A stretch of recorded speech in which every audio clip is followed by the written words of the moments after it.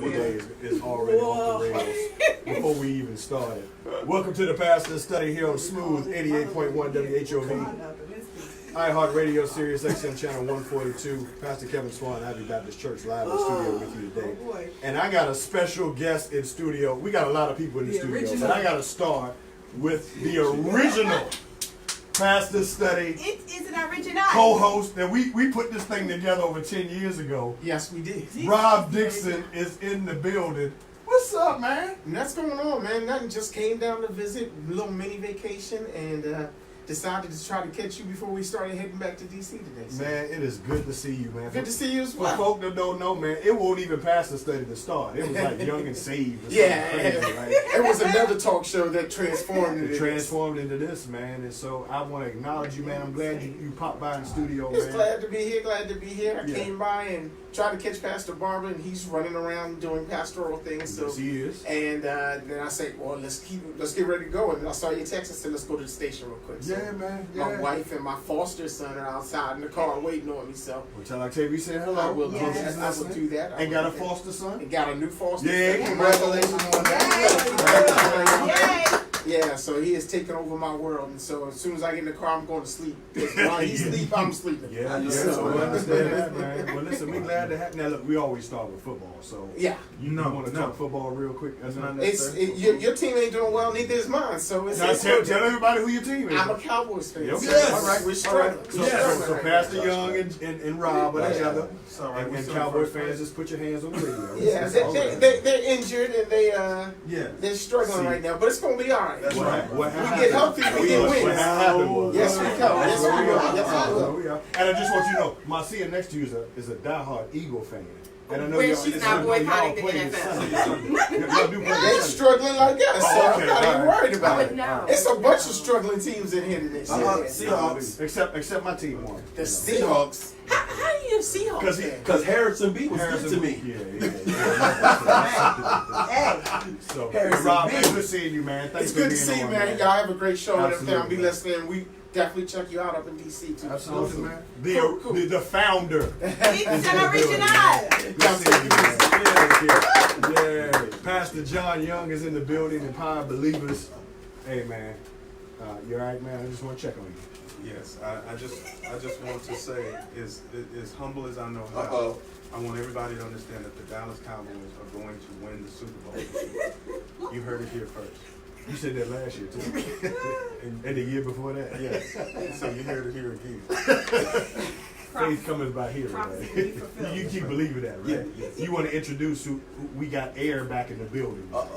Is that? Well, the air needs to be dismissed because I want everyone in the entire universe to know that you are about to hear the sweetest sound that God has blessed your ears to be graced with. This is why she Let come the back. anointed The universal queen of relationships. through him. Sister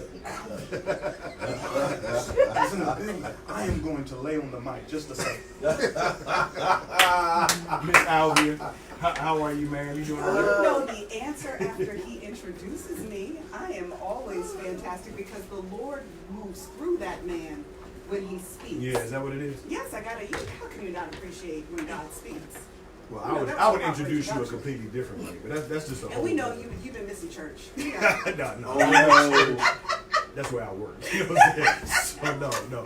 But we're glad to have you. I know you weren't even supposed to be up in here today, but because of last week, it was too the feisty. topic There last was week. too much going on. I couldn't miss out on this conversation about justice. Yeah. You know, I had to tell a few folks. I said, listen, is it even safe to be black in America? Oh, no, now. Yeah. Okay.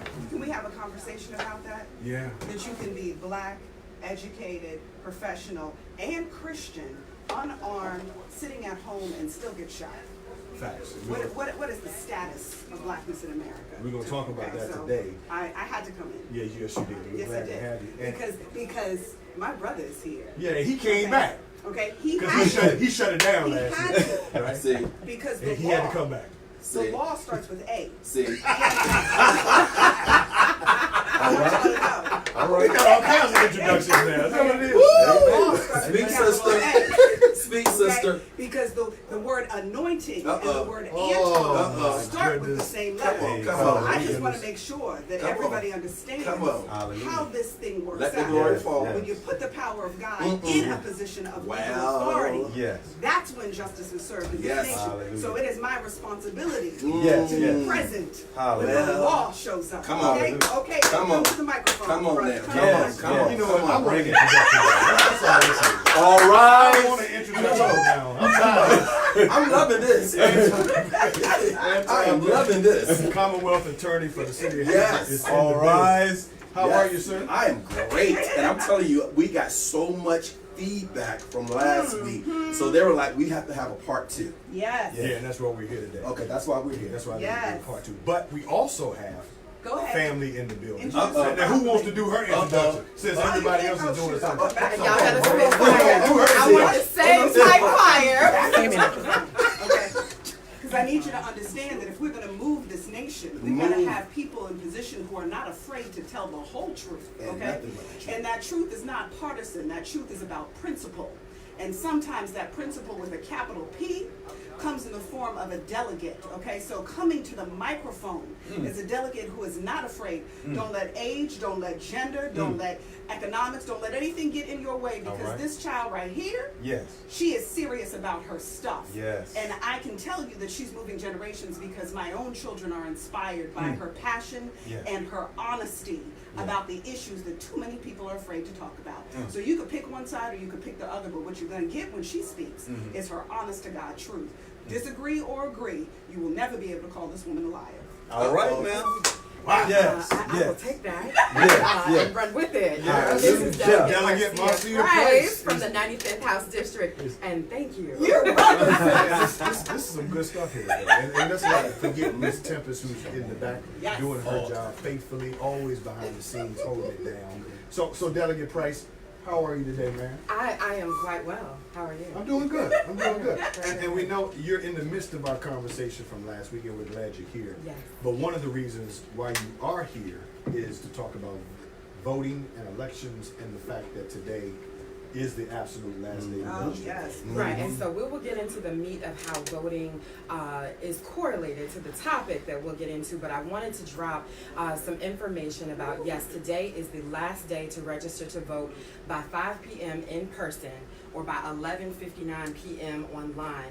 I'm going to give a lot of information to the Pastor Study to put on their Facebook page, but I want to give this phone number. It is 757-751-9081. So 757-751-9081. That is my number. And I am available until 11:30 p.m. tonight for any questions that you have, so that we can all be sure to get registered by that deadline. And this election on November 5th will determine the direction of this Commonwealth for the next generation. There's nothing less than that on the ballot. And so we want to make sure that everyone is registered. We've had redistricting, so you need to know which district you're in. We have people that didn't know that if you don't vote often, you might be inactivated or kicked off the rolls. So you need to go on. If you think you're registered, go on and check with the system. And if you're over 60, we have information for free rides to the polls. If you have lost your right to vote, check and see if your request to get your rights back has been approved, because you might be eligible to register today. Yes. And if you haven't gotten your rights back, we can help you register to get those back for the 2020 elections. But all of this, if you're 17, but you'll be 18 by November 5th, you need to register today. But all 7 cities in the 757 have at least 2 elections, and some areas have 3 or more. So this election day is pretty important. Depending on where you're located, that's what's going to be on your ballot. But Pastor Swan, if I could just drop, for those that don't know about state level government and what we do, we go away to Richmond, and people sometimes don't know what we do. So when we talk about criminal justice reform, which I feel like might be the topic for today, did you know that your Virginia senators and your Virginia delegates pick the judges. Yes. We choose the judges.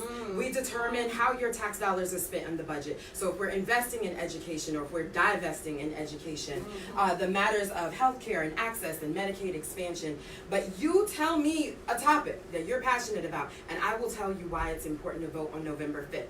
The number one thing that I hear on doors, because we're knocking on doors, making sure everybody knows, is, well, my vote doesn't count.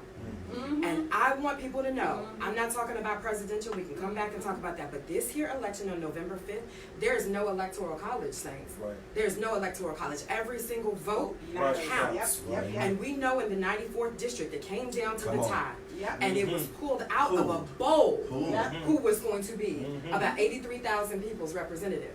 If one more person had voted, Right. it would have been the people's choice instead of by luck. And so your vote matters. Every single vote matters. But I will stop there. There's lots of information that I can give. But that number, again, is 757-751-9081. Text me, call me up until 11:30, and we will get you registered or get you the right information that you need. That's Delegate Marcia Price. Now, Yes. real quick, we're on a college campus, so Yes, we are. if somebody has a student that is not on campus, can they still get registered? How does all of that work so that we can make sure even our young people are? Yeah, so absolutely. So for the Commonwealth of Virginia, the Department of Elections describes you should register where you consider your residence to be. And so if you are here in Virginia and you're at Hampton, you're at Norfolk State, you're at CNU, Thomas Nelson, wherever you may be attending, you can register to vote at that address. And that deadline is still the same. It's still 5 o'clock in person today or 11:59 p.m. Online. And so if anybody has questions, like if you're a parent and you know your child is away but they're registered here, then we can talk about absentee ballots after today. Today we're just talking registration. We can talk the rest after. So, do you know the website of where to go? I do. And so you're gonna go to www.tinyurl.com /VA register to vote. So again, that's tinyurl.com VA register to vote. And you'll go there and you'll be able to type in your information. If you're a registered voter, you can sign into your portal. You can make sure your name is correct, your address is correct, your status is active. You can see which House district you're currently in. You can see where to go vote. And if you try to log in with your information and it says no record found, that means you need to click that green button right above it that says register to make sure that you are on the rolls, because democracy is representative, but it will only represent those that choose to voice their vote. Say that. Absolutely. So I want to highlight what you just said earlier. It's the delegates and everybody that determines the judges. Is that Yes. correct? So Anton, let me come to you. Ray, I'm gonna come to you in a minute. But Anton, let me come to you real quick, because in your world, the judges is everything, Yes. right? Yes. So if we as a people of color are not voting for who we want to represent us, then other people will get selected, and then they will select judges that may or may not understand us and our interests. Yes, that is correct. And so and that filters down to jury selection. That is correct. Tell us why. Because if you are not registered to vote, then you are not given the opportunity to be selected on either a grand jury or a regular jury, because they randomly pick those individuals from the registration pool. So if you're not registered to vote, you can't sit on a jury where there's a high profile case that you want to be able to make sure justice has been accomplished. So registering to vote isn't just about voting. It is about also having representation in the legal system. It impacts every facet of life, period. And that's what people don't really understand. And that's why I like how Pastor John puts it. If you don't vote, you're traitor. Oh, we're going to get to him. Yes, sir. We're going to get to that today. Okay, I just wanted to I count want people to understand your world. No, I got to encourage my brother, because my brother is right there. Because in your world, you're dealing with sentencing and all of that. Yes. And a large part of it, as we talked about last week, is determined upon jury selection and judges. Voters determine who is going to be representing them in the General Assembly, who pick the judges. Voters determine Commonwealth attorneys who prosecute cases or decide whether to indict a case. voters going to also determine the city council, who appoint the city manager, who appoints the city chief, police chief, and his policies are going to determine how law is going to be enforced throughout your city. So it impacts every part of the criminal justice system. So if people just really understood their power in the vote. And a lot of people say, well, you know, I don't want to vote, I don't see no change, it don't make a difference. But it really does. Yeah. And what people are hoping is that we won't vote, so that then they can get their candidate in and it can support their own interests. Absolutely, because if you don't vote, you don't have a voice. Period. Period. Well, see, you chomping at the bit. Yeah, so also, if I could just add an alternate but supportive statement. Trifling is a tough word. So I just want to bring in the compassion. But let me tell you about how we can get to transformative change as well. So if you have someone whose family has generationally gotten overpromised and underdelivered by their government, and if you have someone who is at the intersection of all of the ills of bad policies, it is our job to bring them into the fold, to educate them as to why their vote is so important. But that's some stuff there that we have to really work through in order to get them to the polls. And so I do think if you have the privilege, the means, and you've always been a part of the process or always had part in the process, and you choose not to, okay, trifling. But I also want to invite those that this may be the first time that they're even thinking about engaging in the system at all. And then I say, welcome. And let me tell you, 400 years got us to this year right here. And if you listen to the 1619 Project podcast, you understand how everything that we are experiencing today was systematically designed for oppression. But you will not come up out of that oppression without exercising your right and stepping into that power. And I just want to add to what we are talking about with what the state level government does, because when I sit in that desk, I feel the weight. It's not just the judges. It is also you are electing people as to whether or not they believe in ending mass incarceration. There you go. Such that we won't have to worry about restoration of rights at this number. But at this time, if they believe in restoration of rights, because when your rights are restored, you become now eligible to serve on a jury again. So right now, if we are overly mass incarcerating African American people, we are pulling them out of a jury pool. So when someone commits a crime and we say a jury of your peers, and I'm looking like, whose peers, right? It's because so many people are being pulled out of that pool. We have to elect people that believe in those second chances so that we can get them back in once they've finished their term. Well said. Pastor Ray Johnson is in the building. Come on up here, man, real quick so we can jump into our question. Go on and say hello, Ray. Y'all got a win this week, man. Anybody think about that win? Nobody care Or about that. win. If we can't beat the Dolphins, we shouldn't even be in the league. Well, And we almost didn't beat the y'all Dolphins. won. They beat themselves. Y'all one by one. I hear that's still the win. And It's still a win, John, right? what NBA Just season like a starts vote. on? NBA Go season Spurs. 2 weeks. Two Two weeks. weeks. Go Spurs. Yeah. 2 weeks. You know, the Cowboys have got their 3 losses, so they coming backwards. But still, Swan and I, we're in the race to get to it. So I hope we lose every last game of the rest of the year and tank everything so we can get to it from Alabama. That's what it is. That's what I want, but Yeah. we not following instructions because we won the other night. You're right. So we're gonna jump in. No commercial today. We got too We much going to straight? discuss. Hey. Too many people in the room. We got to hear from everybody. So Let's this get it. this conversation started last week with Commonwealth attorney Anton Bell, and we were discussing the Amber Geiger case, right? And discussing it from the standpoint of we did not understand.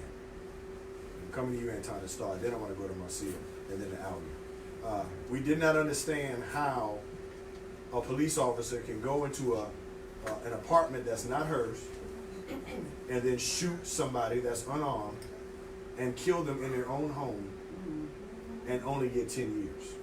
Correct. That's how the conversation started. Yes. And you raised some points last week that kind of raised some eyebrows Yes. about us as a people. Hey, I just told the truth.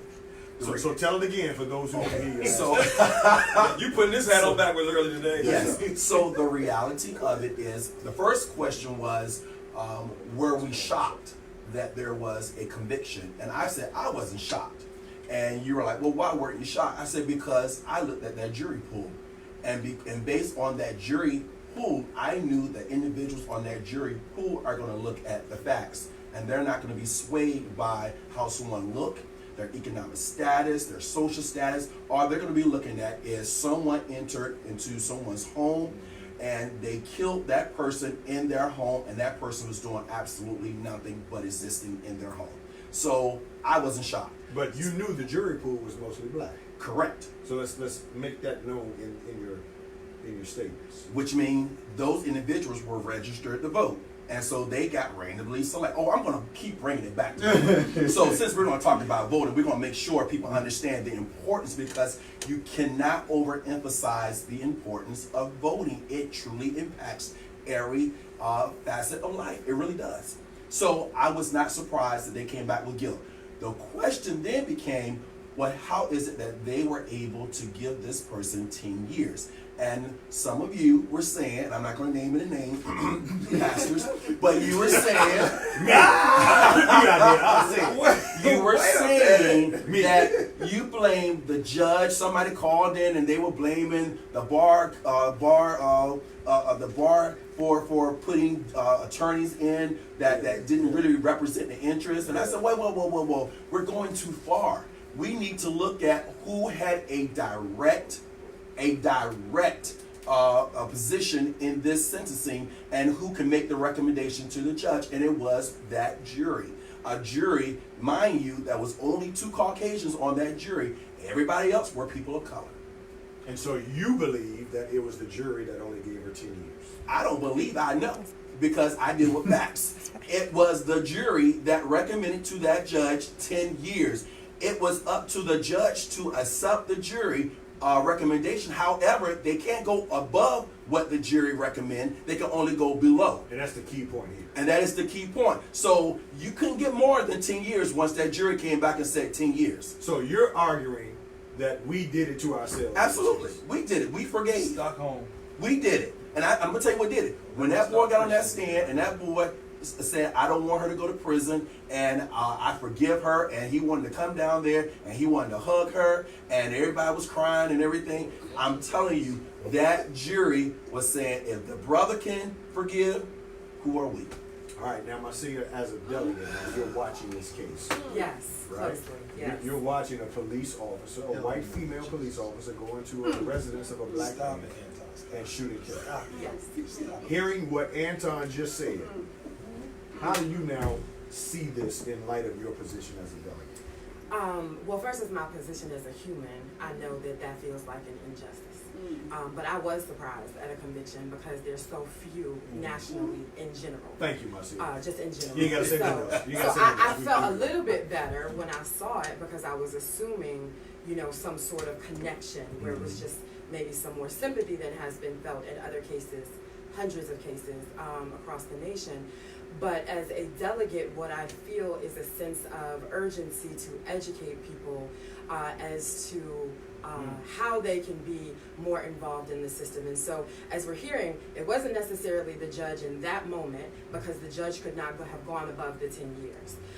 But then I looked at the jury. And I'm in this moment, I'm speaking in hypotheticals because I don't know them personally. But in a hypothetical jury that were to look like that, for this 10-year sentence to be what was delivered, I feel like there is so much that we need to undo that we are carrying in our lives when it comes to our conceptions of what forgiveness looks like, of what justice looks like, of what our role looks like when we have internalized the negative messages about ourselves and the white supremacy that has been taught to us since we were born. And I really feel like, some people are going to say, well, that's not government's job. But clearly, if these conceptions of forgiveness and justice are misinformed, then government's job is to inform. And that is where I bring Richmond back home. Because if this had happened in Hampton or Newport News, I just feel like it might have gone a little different. I think so too. But that's also... But the jury, right? Because the jury, we have lived. We have the law lived. starts with A. come on, prison ministry. We have lived at the birthplace of institutionalized enslavement of Africans here at Point Comfort. And so we see what is being done. And so just also as a delegate pastor, they asked me, well, why do you talk about race so much? And it is because out of 140 delegates and senators, so few of us are. So I feel like I have to carry more than my fair share if that means what it is, what we do to get to justice. I would love to live in a world where I could talk about unicorns and rainbows because we had such an equal playing field where everyone's children, no matter their zip code, they were happy. They could play with toys and they could actually have childhoods and live to be whatever their heart's content. But if there are people that are economically oppressed in my district, if they're racially oppressed in my district, gender oppressed in my district, if they don't have access to healthcare, and I know that all of this oppression stems back to 400 years ago, then every day I have to break it down. So let me ask you this real quick. Yes, until Cody and Khalil have the same experience, she's got work to do. Well, let me ask you, what was your reaction when you saw the judge and the bailiff, along with the brother, hug Amber while she's in the courtroom? My reaction was a profound sadness. Because I feel, while I am not anyone to judge, I don't even know if I could formulate words if I lost my brother. I know my brother is my everything. But just stepping back from the people and just watching it, I knew that there was some unlearning that needed to happen, because it's very hard for me to imagine forgiveness in the face of injustice. If there had been forgiveness with justice, I get that. I definitely get that. But forgiveness and injustice don't seem to go well together. And so I felt like, do what you do in order to have to get to sleep. But because it was televised, I can't just let it be locally a decision with the brother. I have to see what are other brothers, thinking, because there are a lot of people that sat in Amber's seat that didn't get a hug when they got convicted. Facts. They didn't have a chance to hug a brother or anyone in their family when they were sentenced for nonviolent crimes to 20 years. So there are all of these things that I saw. I thought of the mother that went to jail for that amount of time for trying to put their child in a better school district. No one died. No one died. And they had less time. The prosecutor did that. Well, hello. But I'm just thinking, when I saw it, I saw this injustice. And I saw it through the eyes of injustice. And yes, I think that if you are a Christian, it is your Christian duty to spread the word. And you can give a Bible.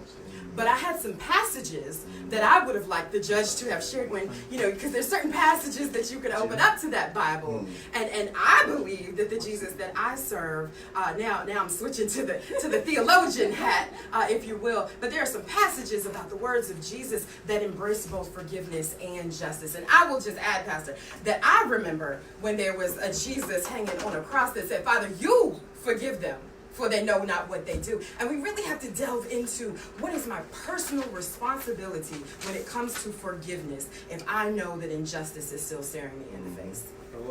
And I want to agree with you. And I would just say, to your point, I don't have an issue with the judge and the bailiff if you're going to hug, if you're going to do it on both sides. Because nobody hugged Philando Castillo's family when that cop got off. Nobody hugged Eric Garner's family when that whole police. So don't hug. That's the issue that I have. You're being inconsistent now, and you're doing it on one side, but our people continually are the ones who fall victim to these police shootings and all of the things that are happening. And ain't nobody hugging. Did anybody hug Michael Brown's parents? That's the issue that I have. So now the judge comes out and says, well, if Amber were black, I wouldn't be having to deal with this issue. Is what she said. Right. No, it's not about. But that's what she said. I know, but for me, it's just about any of them. At that point, Hispanic, Asian, black, whoever they are, other white defendants. If you gonna hug one, hug them all. You got to do it for everybody. Because the judge is supposed to be impartial. Exactly. That's so my you point. can even take race up out of it. I know it can't, because you shouldn't. But if you did take race up out of it, you still need to be consistent across all defendants. Absolutely. Alvin, let me come to you real quick. That's right. Every time you don't hug nobody. You just sentence them up. Ain't no hugging over here. Ain't no hugging over here. I pray for you now. I pray for him. Because we got a caller. What's your thoughts on that? I know you were here last week. Yeah, see, and I was talking about this on NPR last week, as a matter of fact, and what we didn't get a chance to get into is how perfect the victim has to be to even get partial justice. In America, he couldn't have been a regular man. Do that. And anything have happened, if we're going to be honest about it. Yes. He had to be Christian. He had to be a professional. He had to show up like what we consider to be upwardly mobile, elitist in some form or fashion. He had to literally be without spot or wrinkle to be deserving maybe 40% of the justice that he should have gotten. And it's so bad, and we know it to be so true, as ugly as it is, that already in Tatiana's case, for the shooting happening in Fort Worth, they are already, Sean King is a perfect example, has about 500,000 followers on Instagram. They are already having to show real and footage of the fact that she was a serious student, she was upwardly mobile, to get ahead of the deterioration that will be attempted of her personhood to minimize the value of her life. We are working in a system that there is no equal playing field. Justice does not have on a blindfold. Justice, in a matter of fact, has on sunglasses, and those glasses are tainted a particular color in America, and we all know it. The fact that most of America was even shocked that Amber got 10 years should tell you the situation that we are in. We are in America right now that is asleep to the truth. And the truth is that we do not get the opportunity to be human and to be valued and to be seen. While everybody talks about this, I don't see your color. Well, here's the thing. I want you to see my color. I don't need you to say that you don't see my color. I want you to see my color. I just don't want you to ascribe certain things to what it is that you're seeing. I don't want you to see my color as deficient. And I don't want you to see my color as naturally criminal in its associations and affiliations. The way in which we orient to color is the problem. It's not that people shouldn't value or see or acknowledge color. We want you to see it all. It's just your associations by virtue of what you see is the problem. The presumed innocence or guilt is the problem with our affiliation with color. So America has to deal with its original sin. And that original sin is the sin of racism. And while we try to ignore it, while we expect our leaders to sugarcoat it, while we want to take it out of the conversation and pretend that it's something else, we are doing a disservice to the truth. And you cannot grow a tree by watering the leaves. You have to water the roots of the issue.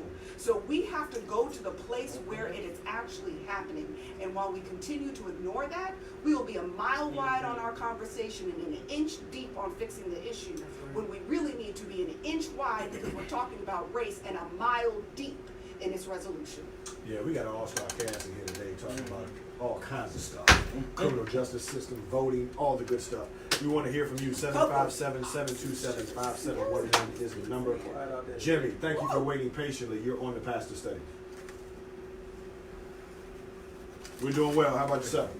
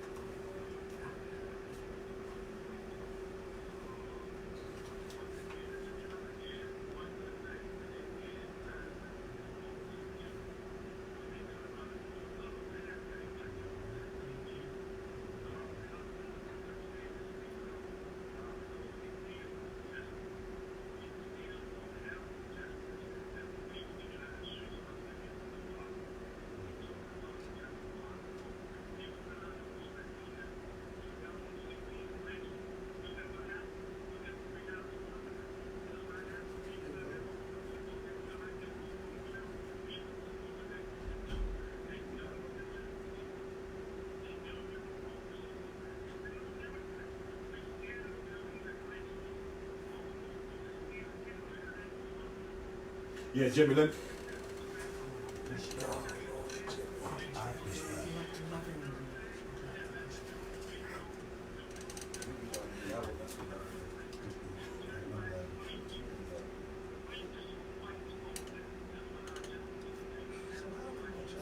All right, Jimmy, thank you for the call. We appreciate it.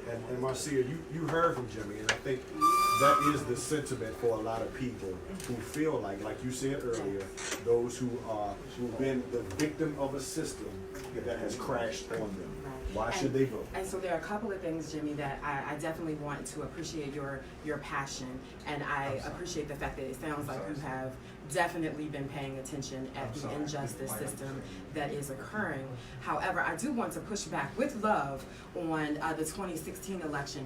That is that thing called the Electoral College. There you go. So I want you to stop thinking about 2016 just for a moment. And I know it's hard because the current president, we are under attack every day, but I want you to just stop thinking about 2016 right now and hear me when I say that there is no electoral college in the election on November 5th. The people that get the most votes win. Period. And just a little further push, Jim.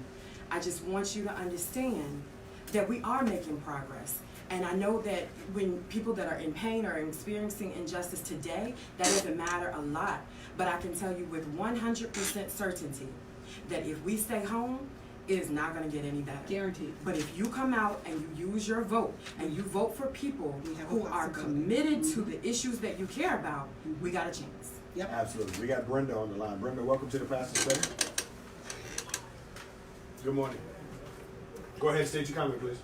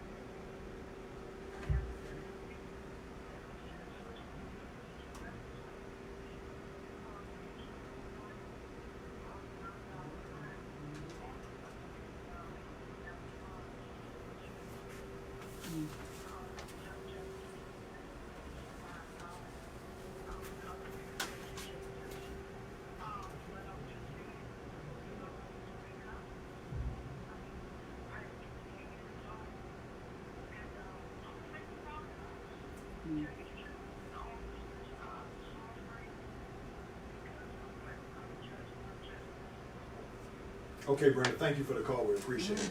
And that's a perfect segue, Anton, to today. And since last week, Amber Geiger and that whole situation, there was another shooting down in the Fort Worth area. Yes. And there was an officer, his name was Aaron Dean, Correct. who went to a residence. Atiana is her name, a young African-American woman.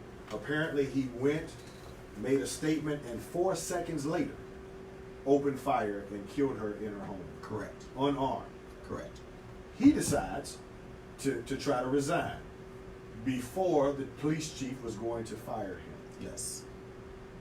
Then all of a sudden, the murder charges are given to him. Right. So you got to understand that for a lot of people, if that was a regular citizen, there would not have been a delay in him getting charged. He would have been arrested on the spot. Correct. And he would have been locked up immediately. Correct. So help us to understand, just as Brenda just said, there's now social media posts. People are posting, do not call the police. Well, first of all, For people of color. let me say this. I have been in law enforcement since 1996, off and on since 1996. And I want the public to know the overwhelming majority of officers that I have come in contact with have a good motive when it comes to wanting to serve their community, want to protect those who are in their community, want to be law-abiding citizens, and want to do the right thing. However, like any profession, there are some bad actors, and it's very, very real. And unfortunately, because it is involving law enforcement, those bad apples, the consequences and the ramifications of their bad behavior is going to always be taken up to the nth degree, because the consequences most likely could be very deadly. Or the consequences can involve someone being falsely incarcerated. So it's life-changing. So when you have those consequences and those ramifications, then a spotlight must be put on that group of individuals at a greater degree than, let's say, your janitorial service, or someone who the consequences of them not doing their job or their responsibility is not going to have such a dire ramification and effect. So in this situation, what I'm finding, and I said it earlier to you, I believe there are officers who are seriously afraid of black people. Mm-hmm. So your solution is to shoot first? No, hold on. Let me finish there, because I'm going to finish it up. Please finish. Okay, so I absolutely believe there are officers who are afraid of black people. No question about it. But if you are afraid of black people, you should not be an officer. Exactly. That's the problem. Exactly. We are not vetting these officers better than how we're vetting them in these communities. And then there are some leaderships in these cities who are allowing these infiltrations of these officers into their organizations because they have their own issues and their own biases. But nonetheless, the law says this: you cannot just be afraid of serious or deadly bodily harm for you to use self-defense. That fear must be reasonable. And the question is, when they are pulling that trigger, are they reasonably in fear of bodily harm? Now, when you stand outside of somebody's house and there is a barrier between you and the individual, and you don't even know what's going on inside the house, and you just pull the trigger, that's crazy. Period. That fear is Period. crazy. It makes no Okay. sense. Unjustifiable. No. That's why he got charged with murder, and he should have got charged with murder. But Anton, here's the deal. Okay, here's the deal. So there are 4 issues, as I see this, of why black people are we feel the way we feel, and you heard Jimmy's comments. Number 1, we've already established there's racism. Yes. Number 2, there is implicit bias. Yes. We know that. Yes. So whites are going to handle blacks differently, Yes. right? Then number 3, after all of that, you then have to be arrested, Yes. which doesn't always happen. That's correct. Then number 4, you then have to be convicted, Correct. which doesn't always happen. Correct. And then the 5th thing is you got to get a life sentence, which we clearly saw did not happen Nope. in the Amber Geiger case. Nope. So you have to have 5 things to go right for there to be justice. But you got to have those same 5 things go right with any individual in the criminal justice system. But you see a pattern, Anton, they don't when it go comes to But they black don't. people. That is That's the correct. problem. That is correct. No argument there. That is correct. So but then- here's the reality of that. The reality of it is this. When you talk about, and it goes back on, I know, Jimmy, you have an issue with voting, but I'm sorry, bro, I gotta go there, because the reality of it is your police chief, who's going to hire these police officers, is appointed by your city managers and your city council, who are elected. Your prosecutor, who is going to look at every case involving a police-involved shooting, I review. Everyone, and that's by protocol. We review each and every one of them. So I'm elected every 4 years. But I'm Anton, elected. Hold on, let me just ask you this. Why is it that black people can't get the 5 things to go? This is a black issue, right? What we're seeing You know why. is a black issue. Economics. So let's just be honest. You know why. These 5 things gotta go right. You know why. They got to go right. They gotta go right. But For me. but You don't- understand they if got to I'm- go right in any Hold on. case that we have. You do understand I have to go through the same series of protocol for every murder case that I have. But understand, You know that, don't you? if the officer Aaron Dean was Yes. black Yeah, let's say he's black. and he shot into a white residence, Yes. we all know how things are handled are not the same. Expeditiously. See, that's the problem, Anton. No, It's the sure, 5 before- things, but before- it's how they are handled. Before you jump to Code that enforcement. before you jump to that conclusion, y'all need to understand this as well. Y'all need to understand that just like the spotlight is on when you are arresting a white officer for killing a black person, you gotta understand the spotlight is also on when you are arresting a black person in the same particular. I'm gonna tell you why. Because you're gonna have your same critics who are gonna say, why did you jump to the conclusion and arrest him, but you didn't arrest the guy in New York with Garner, or you didn't arrest the guy in Ferguson with Brown, or you didn't arrest the guy for Philando Castile, you didn't arrest him. You're going to have those same critics. And so I'm not going to say that that person is not going to get arrested, but you still have to understand there is going to be a spotlight on that case because that is the national narrative now. It is a spotlight. Anytime there's an officer involved shooting, there is going to be a spotlight on that shooting. I don't care who your perpetrator is. Well, yes and no. Okay. Yes, there's a spotlight. Absolutely, yes. However, when it comes to the application of justice as a matter of, in terms of how the law is applied Yes. to the person who is considered to be the perpetrator, and in our country, officers are never considered to be that, although overwhelmingly over time we continue to see these cases where there is unarmed black people. There are black people who are not committing any crimes, Mhm. and then they're losing their lives. So it's kind of hard to believe that although the light is being shined on this, I think the light is being shined on this to really actually deal with the process of how the police. Now, keep in mind, we're law-abiding citizens, and in African American communities, which overwhelmingly are earning by way of economic standards and those kind of things, we're looking for public safety to actually be enforced. However, when the narrative begins to switch and move to don't call the police, we don't really necessarily feel safe because of the Freddie Grays, because of the Eric Gardners, because of the Michael Browns, because of the Trayvon Martins.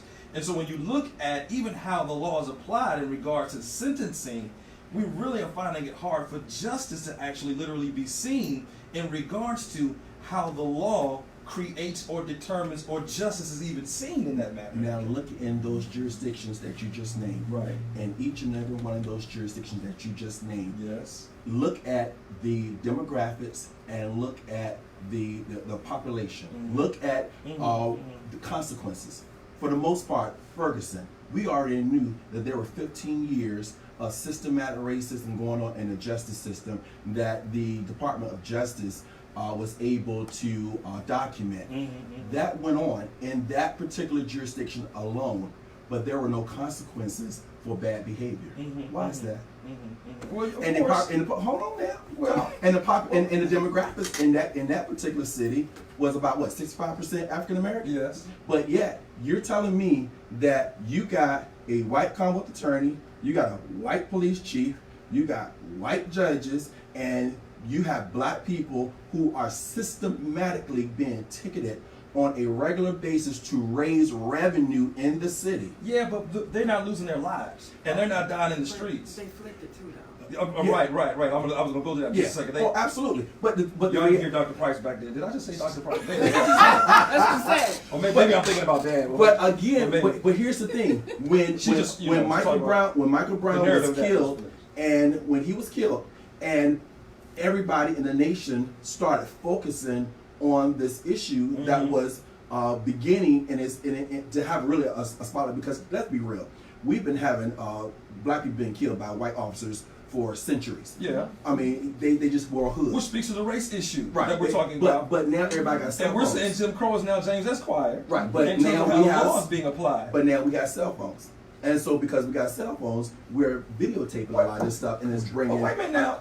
But I we gotta bring- take Kevin Swan hat off. but we're bringing Ain't nobody locked up attention. the officer who shot Philando Castile. He's No. still running around live. He was on administrative leave for not even Can I ask 30 you a question? days. Is that police chief still a police chief? No, because of an election process that took place. Is that prosecutor still a prosecutor? No, because of an election process that took place. But this speaks to the justice that we're talking about. And right now, when it applies to the two prominent cases that are in place right now, Yes. we are not seeing the full extent of the law be applied unbiasedly toward the lives of African Americans. You're not whether they're seeing it. being shot by law enforcement or whether they're being shot within their communities. But you keep that is missing not it. happening. You're not seeing it because the individuals who are representing that demographic, those individuals don't see a consequence for their behavior. Okay. And until there is a consequence for their behavior, why do you think they're going to change? I mean, I don't. Please help me with that. Why do you think that they're going to change concerning how they view us and how they treat us if we don't force them to change? Okay, now listen, I'm struggling over here. I can't help you, but you can help me. Okay. I need your help because, first off, let me just say to our listening audience that when Commonwealth Attorney Anton Bell speaks, it's the law. right? Right. I mean, it's like Moses coming down from Mount Sinai with the tablets, With the right? tablets. It's in concrete, right? The And law. so I need you to help me because some of the things that you articulated today, it diluted my ability to be angry with this judge. Okay, and what I'm saying is that you clarified that the judge couldn't go any higher No. than the 10 years. No. But you did say, because you said it's the law, then I had to examine your words and see if I could parse them. And so I'm looking for my opportunity to cross-examine the prosecutor. I'm used to it. Okay, so if he could reduce the sentence, Yes. is there a reasonable doubt anyway that the jury could have said, say, 20 years and the judge reduce it to 10? Is that possible? Yes, it is. Okay, I rest my case. Yes, but hold on. That's possible in Virginia. That's possible in any case where if a jury come back and say we want to give the person 40 years, and a judge say, well, I listened to the sentencing evidence and I looked at the case and I looked at his criminal history and I'm looking at the guidelines, and the guidelines really call for 23 years in this case. And so you know what? Because this guy doesn't have really much of a history, I'm going to give 23 years instead of giving you the 40 years. That can happen in Virginia in any case. And can I say it happens? Yes, it does. So let me It do does this because happen. we're almost out of time. I want to come back to Marcia. I want to ask each of you the same question real quick. It's a simple yes or no answer. I need all of you to answer. We know both ends. Do you think Aaron Dean, the officer who just went in and shot this young lady in Texas, do you think he's going to get any prison time? Yes or no? Marcia. Come on. Yes. Yes, Yes. but not enough. Alvin. Do you think he's going to get prison time? Yes. Ray. You know both ends. No, don't give No, them no. both. No, Just no, no. just I'm go. Pick gonna- one today. I'm Say gonna it. say Pick Say one it. today. Just say it. I'm gonna say no Okay, that's it. because Nobody That's it, asked man. you because. the way the code works But in then I want Texas. to get Yeah, a nobody- the issue. No, go ahead, Nobody John. asked And we you just because- saw, you see Dr. Price right Get out now, of here. and we just saw what Get out of happened here. with Amber. Please get out of here. I'm not a doctor. I'm gonna keep it simple. I'm not a I'm doctor. gonna Yes, say yes. Yes, you think he's going I to think get I'm time? just Yep. Anton, do you think he's going to go? Yes, and I'm gonna say yes because not only the facts are there, and I deal with facts. So yes, because of the facts, but I also say yes as far as the sentence, because the sentence is going to really be kind of a consequence of what happened in Amber's case. Right. Okay, so now we're on the same But page. see, but That's but a you both just end said right that there. So here's the The thing. jury's going to determine the sentencing, right? And the jury is not looking at TV right now Because they're regular with people. reference. The Come thing that we on. have to be mindful about in all of these things is that there has to be a zeitgeist in America. There we go. Palette in America for harsher justice, harsher sentencing. And because this is coming on the heels of Botham John's case, there's a much higher likelihood that this sentence will be harsher because of what happened previously. If Jean's case hadn't just happened, then we would probably be talking about a different outcome. But just for the record, the officer who shot the Australian woman, if you remember that case a while Yeah, the black back, officer. okay, Yeah. he ended up in June of 2019, Yeah. Moore was sentenced to only 12.5 years That's it. in prison. That's it. But what ended up happening is that Damon's, because she goes by Damon's family, brought a civil lawsuit against the city of Minneapolis alleging violation of Damon's civil rights, which the city settled for $20 million. So she got paid. One of the largest ever settlements in suits involving a police killing. One of the That things doesn't we've happen. got to make sure There that you go. happens is that you can't just let it rest at the injustice That's of it. the sentence. Civil. That's it. You have to go to the civil suit Yeah. because what people see clearer than black and white is Money. green. Which is why Joshua Brown got shot and killed. That's my view. And I know we can have that conversation. Whoa, you know That's that's right. You're trying to start a whole you're trying to start a whole nother Because he show. was a key witness in a civil suit. Whole nother show. You Y'all trying see to his start. hat on backwards today. You see? Marcia, we got to get the vote. So listen, Real quick. I mean this work with me. Okay, y'all stay with me because I'm about to get a little nerdy, but I want to show you how deep the connections of our topic today go into voting. So this election in 2019, right here in Hampton Roads and in parts of Richmond, we have one of the most fair elections that are about to come up. And the reason why I say that is because the judge threw out, or the court threw out, 11 overly racially gerrymandered districts, Sure did. and they were redrawn by a third party. Now hold on, Marcia. For those who don't know what gerrymandering means. Yes, it means an intentional positioning of voters and drawing of lines to serve a specific purpose. So the court stated that the General Assembly run by the Republican Party at the time drew lines that disenfranchised African American voters by packing them into fewer districts. So like the district that I have the honor of serving, we were above 65% African American, and then they fixed it. And they put African Americans where they geographically live. And this is now a chance. So if you're in the 94th district, the 91st district, the some of the ones across the water, I'm sorry y'all, I love y'all, but I don't know y'all's district numbers. But all of the ones from 804 and 757 that have been fixed by the court allow for this to be one of the most fair elections moving forward, meaning that if you felt like your voice didn't matter because the district was drawn in such a way, guess what? It does today. So where you may have been in a district where it was 12% African American, even though the district right beside it was at 60% African American, making sure that there was one person of each party and going forward, or more of one party or another, erase all that. Erase all of that and that hurt that you feel about having felt disenfranchised, and know that you are empowered and that your vote counts in these new districts. So that is all across 757 and 804. Well, guess what? Guess what is on the ballot? That redistricting process will occur again naturally in 2021 after the census in 2020. And whoever is in power in 2021 to draw those district lines, the rules that are in place in order to guide that drawing process, all of that is on the ballot. So when you look at an area, so our state, let's just say, and I'm not being partisan, I'm just stating facts. When your state goes 3 elections for one party, but you can't get a simple majority within your state legislature of that party, on in here. please look at the lines. When you have issues that are polling, legalization of marijuana, access to health care, driver's licenses for undocumented, when you have all of these issues that are polling in 70-80% across the state, but you can't even get a hearing on the bill, there's something at work there, and that is gerrymandering. And going against gerrymandering and having a more fair process of drawing these districts is on the ballot November 5th. Y'all gotta vote, y'all. And today is the deadline. Today's the deadline. So give them the information again. Yes. Phone number So and website. if real you quick. need to register to vote, you need to update your address, update your name, you need to get your rights restored. Phone number 757-751-9081. Text me, call me until 11:30. And if it's an issue after registration, you want to get an absentee ballot, know where to vote, all of that, call me tomorrow. But we're dealing with registration today. 757-751-9081. Delegate Price. Man, great show today. Marcia Price in the building, Anton Bell Yes. in the building, Albion, Ray, John Tempest in the back. Man, We need this show next week. Man, can y'all come back next week? Part 3. Gotta do a part 3. We gotta get out of here though.